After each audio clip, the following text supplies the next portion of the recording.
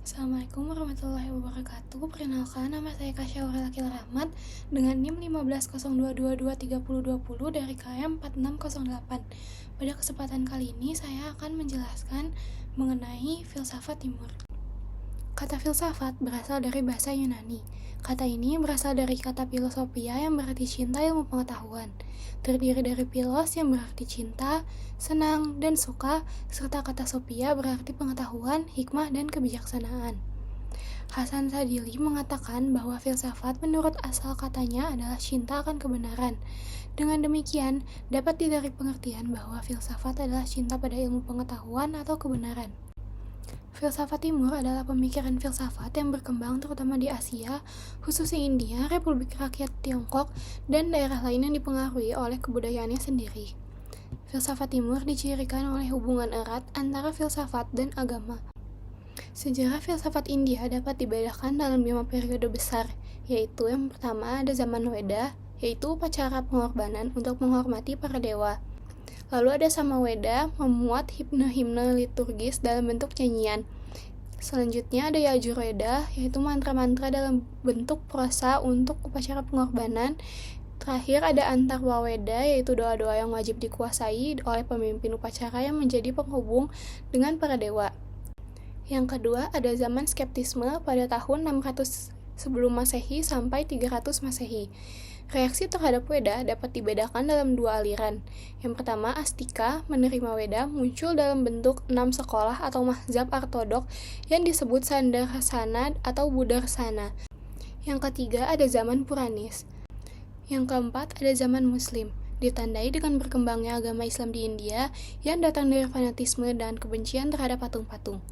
Islam menolak asimilasi dengan Hinduisme, bahkan melawannya secara fisik. Islam juga menentang kasta sehingga muncul Virasaisme di selatan.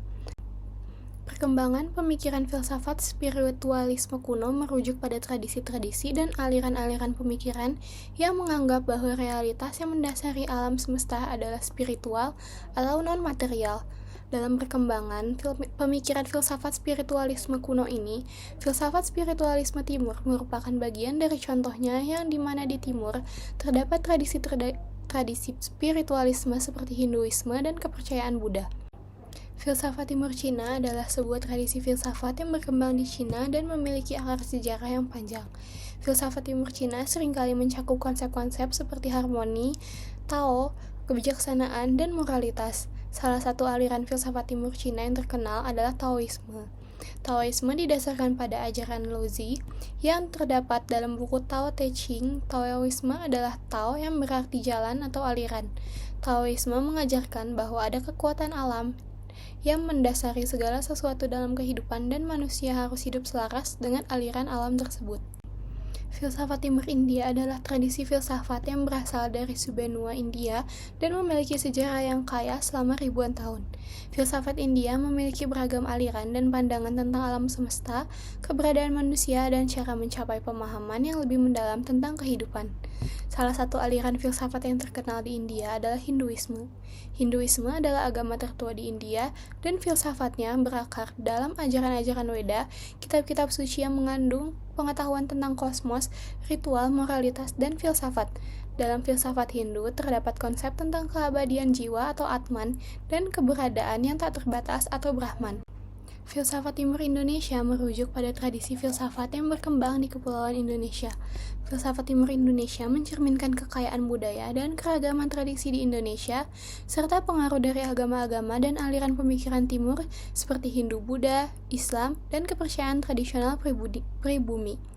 Salah satu aliran filsafat yang dianggap sebagai bagian dari filsafat Timur Indonesia adalah aliran kejawen atau kebatinan. Kejawen merupakan gabungan dari ajaran-ajaran Jawa, Islam, Hindu, Buddha, dan unsur-unsur lokal lainnya. Aliran ini menekankan pemahaman yang dalam terhadap kehidupan spiritual, hubungan manusia dengan alam semesta, dan prinsip-prinsip kebijaksanaan dalam menjalani kehidupan sehari-hari. Dalam kejawen, terdapat konsep tentang keselarasan antara manusia, alam, dan Tuhan yang dikenal sebagai Trihitakarana. Konsep ini menekankan pentingnya menjaga harmoni dalam 3 dimensi kehidupan tersebut. Tokoh filsafat Islam di Timur, Yang pertama ada Al-Kindi. Nama lengkap Al-Kindi adalah Abu Yusuf Yakub bin Ishaq Ash-Shabah bin Imran bin Ismail bin Ashalas bin Qais Al-Kindi. Karangan-karangan Al-Kindi mengenai filsafat menunjukkan ketelitian dan kecermatannya dalam memberikan batasan-batasan makna, istilah-istilah yang pergunakan alam terminologi ilmu filsafat. Masalah-masalah filsafat yang ia bahas mencakup epistemologi, metafisika, etika, dan sebagainya. Dari karangan-karangannya dapat diketahui bahwa Al-Kindi adalah penganut aliran eklektisisme dalam metafisika dan psikologi. Ia mengambil pendapat Plato. Ia menganalisa bahwa aksi hakiki adalah sesuatu perbuatan yang merupakan buah dari niat dan kehendak, dan bahwa kehendak manusia merupakan potensi psikologis yang digerakkan oleh getaran-getaran hati. Sebagai seorang pelopor yang dengan sadar berusaha mempertemukan agama dengan filsafat Yunani, Al-Kindi mengatakan bahwa filsafat adalah semulia-mulia ilmu yang tertinggi martabatnya. Selanjutnya ada Al-Farabi. Al-Farabi mempunyai nama lain Abu Nashr Ibnu Audah Ibtoran Al-Farabi. Al-Farabi menyusun konsep tentang akal itu seadanya, bahwa akal hanya berisi satu pikiran yang memikirkan akan dirinya sendiri. Jadi, akal Tuhan adalah akil atau berpikir, dan ma'kul atau dipikirkan. Melalui ta'akul, Tuhan dapat memulai ciptaannya. Selanjutnya, Ibnu Maskawai.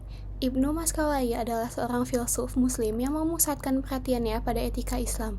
Meskipun disiplin ilmu yang dimilikinya termasuk seorang sejarawan, tabib, ilmuwan, dan sastrawan, pengetahuannya tentang kebudayaan Romawi, Persia, dan India termasuk filsafat Yunani sangat luas.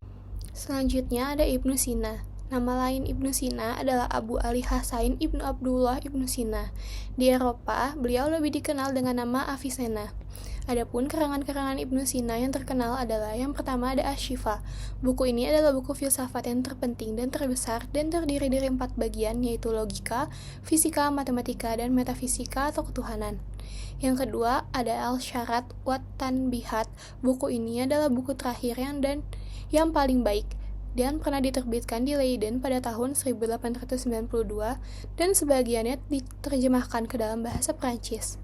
Yang ketiga ada Al-Hikmat Al-Masyirikiyah. Ada yang mengatakan bahwa isi buku tersebut mengenai tasawuf. Tetapi menurut Carlos Nalina berisi filsafat timur sebagai imbangan dari filsafat barat. Siklus dan keseimbangan merupakan konsep penting yang berada pada filsafat timur, di mana hal ini dapat dicontohkan pada lambang kekuatan yang saling melengkapi, berputar satu sama lain. Juga adanya konsep samsara yang menggambarkan siklus kelahiran, kematian, dan reinkarnasi. Etika dan kebijakan yang berada pada filsafat timur maksudnya penekanan yang terdapat pada nilai-nilai moral. Kesadaran dan kehidupan batin yang berada pada filsafat timur menyoroti pentingnya kesadaran pada pemahaman diri, keterkaitan dengan alam. Dalam filsafat timur menekankan keterkaitan manusia dengan alam dan kebutuhan untuk hidup secara seimbang dengan alam. Sekian penjelasan dari saya, kurang lebihnya mohon maaf. Wassalamualaikum warahmatullahi wabarakatuh.